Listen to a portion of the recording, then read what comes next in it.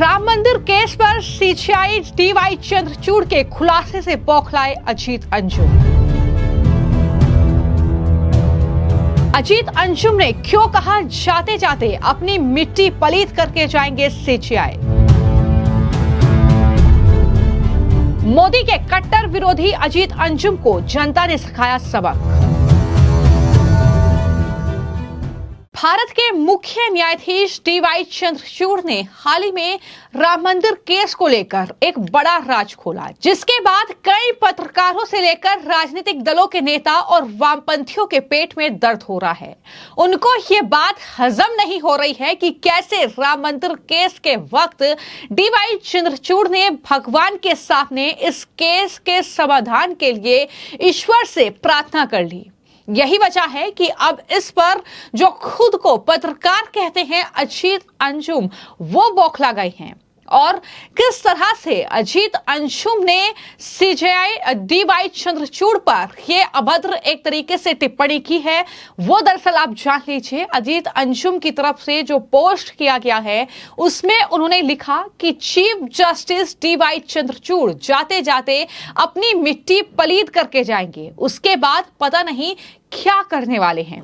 तो ये supreme court के मुख्य न्यायाधीश पर अजीत अंजुम, जो कि खुद को पत्रकार कहते हैं, लेकिन किस तरीके से उनकी पत्रकारिता धरी की धरी रह जाती है जब इस तरह की टिप्पणी वो दरअसल भारत के मुख्य न्यायाधीश पर करते हैं कि डीवाई चंद्रचूड़ जाते जाते अपनी मिट्टी पलीद करके जाएंगे और उसके बाद पता नहीं वो क्या करने वाले हैं। मैं आपको बता दूं कि सीजेआई डीवाई चंद्रचूड़ जो है 10 नवंबर को रिटायर्ड हो रहे हैं और उसके बाद जाहिर तौर पर भारत को नए मुख्य न्यायाधीश मिलेंगे। लेकिन जिस तरीके से सीजेआई ने हाल ही में राम मंदिर केस को लेकर एक बड़ा राज कहीं ना कहीं खोला था, उन्होंने बताया था कि किस तरीके से राम मंदिर जो बाबरी मस्जिद विवाद था उसका जब मामला सुप्रीम कोर्ट में चल रहा था और उस बेंच का हिस्सा मैं भी था, तो किस तरीके से मैंने भगवान के सामने यह प्रार्थना की थी कि आप ही इस पूरे मामले का समाधान निकालिए, आप ही रास्ता दिखाइए, जिसके बाद इस पूरे फैसले को कहीं ना कहीं सामने लाया गया था। और इस तरीके से जस्टिस गवाई की वो बेंच थी जिन्होंने यह फैसला सुनाया था, उसका जिक्र जो है वो सीजेआई डीवाई चंद्रचूड़ ने एक कार्यक्रम में हाल ही में किया था, जिसके बाद कई ऐसे पत्रकार हैं, कई ऐसे वामपंथी लोग हैं जिनके पेट में लगातार दर्द हो रहा है सीजेआई के इस बयान से, वो बौखलाए हुए हैं। और मैं आपको बता दूं कि जो अजीत अंजुम की तरफ से ये ट्वीट किया गया है, जो बौखलाहट उन्होंने दिखाई है, दरअसल सुमित चौहान नाम के भी एक पत्रकार ये भी खुद को कहते हैं, उनकी तरफ से दरअसल सीजेआई के इस बयान पर एक पोस्ट किया गया था जिसमें उन्होंने लिखा था कि कोर्ट न्याय का मंदिर है और जज वहां के पुरोहित हैं। चीफ जस्टिस के बयान के बाद और क्या ही कहा जा सकता है। उस पर यह अजीत अंजुम की टिप्पणी थी जिसमें उन्होंने सीजेआई पर यह अभद्र एक तरीके से विवादित टिप्पणी कर दी। उन्होंने कहा कि जाते जाते वो अपनी मिट्टी पलीद करके जाएंगे। तो इसके मायने क्या है अजीत अंजुम की नजर में, ये भी सवाल लगातार लोग पूछ रहे हैं। और सिर्फ अजीत अंजुम ही नहीं बल्कि कई ऐसे राजनीतिक दलों के नेता हैं, कई ऐसे पत्रकार हैं जो लगातार राम मंदिर मामले के जो फैसला था सुप्रीम कोर्ट का उसका विरोध कर रहे थे, वो राम मंदिर निर्माण का विरोध कर रहे थे। जिस तरीके से वो बौखलाए थे सुप्रीम कोर्ट के फैसले में, उनमें स्वरा भास्कर भी थी, बॉलीवुड की एक्ट्रेस हैं, और किस तरीके से अपने बयानों को लेकर वो सुर्खियां बटोरती हैं। उनकी तरफ से तो इस पूरे फैसले को भयानक करार दिया गया है। जी हां, उन्होंने देश के सर्वोच्च न्यायाधीश पर टिप्पणी की और कहा कि उन्होंने अपने भयावह फैसले के लिए ईश्वर को दोषी ठहराना कितना सहज ये उनके लिए कदम था। ये सवाल तो स्वरा भास्कर ने अपने इस पोस्ट में सीजेआई चंद्रचूड़ से पूछ लिया है। तो इस तरीके से लगातार सीजीआई डीवाई चंद्रचूड़ के इस पूरे मामले को लेकर ये बयान सामने आ रहे हैं, लेकिन लोग इस पर प्रतिक्रिया दे रहे हैं और लोग ये कह रहे हैं कि अजीत अंजुम, स्वरा भास्कर और ये जो तमाम पत्रकार टिप्पणी कर रहे हैं, क्या ये सनातनियों के विरोधी हैं? जाहिर तौर पर डीवाई चंद्रचूड़ अब रिटायर्ड हो रहे हैं और उन्हें ये पूरा हक है कि वो अपने भगवान के सामने जाकर प्रार्थना कर सकते हैं। तो ऐसे में इन पत्रकारों को या इन लोगों को तकलीफ क्यों हो रही है, ये सवाल तो लोग लगातार पूछ रहे हैं। हालांकि जब मैं सीजीआई डीवाई चंद्रचूड़ के बयान का जिक्र कर रही हूं तो मैंने, जैसा कि आपको जानकारी थी कि हाल ही में वो दरअसल अपने पैतृक गांव पहुंचे थे और वहां पर वो लोगों को संबोधित कर रहे थे।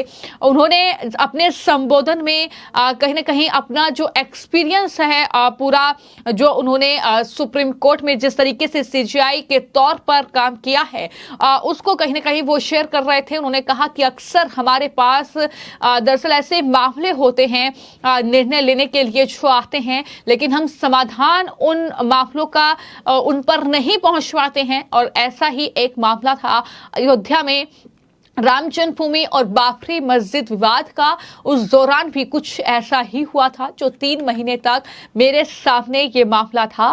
मैं ईश्वर के सामने बैठा और उनसे कहा कि उन्हें इसका समाधान ढूंढना होगा। उन्होंने कहा कि मेरा विश्वास है, यदि आपको भरोसा है तो ईश्वर हमेशा कोई रास्ता निकाल देंगे। ये उनका पूरा बयान था, जिसको लेकर ये इस तरीके से सीजीआई पर टिप्पणियां की जा रही हैं, जहां अजीत अंजुम ये कह रहे हैं कि वो अपनी मिट्टी पलीत करा देंगे।